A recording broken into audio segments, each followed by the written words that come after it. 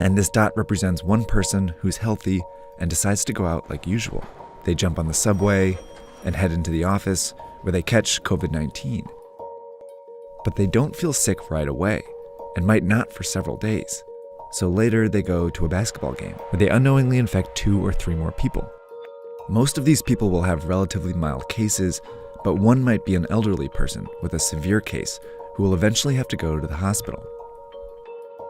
But these 3, who are all infected but don't feel sick, go out again, on the subway, into the office, and then out after work, infecting several more people, 20% of whom will need to go to the hospital. Over a short period of time, this process multiplies the number of people going to the hospital each day.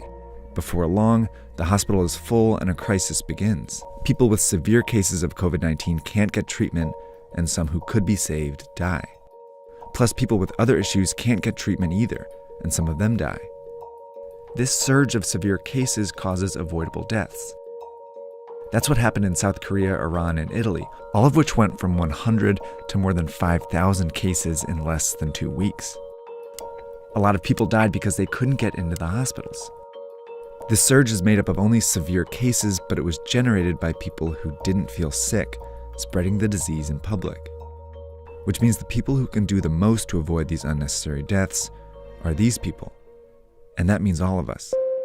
To slow the virus down, you need to act as if you already have it. By avoiding public transportation, the office, crowded places, and even small social gatherings, you decrease your chances of both getting the disease and spreading it. This is called social distancing.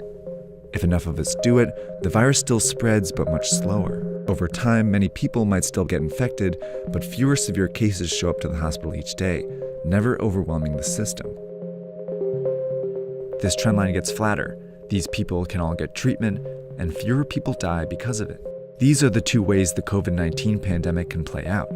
But this one only happens if everyone does their part.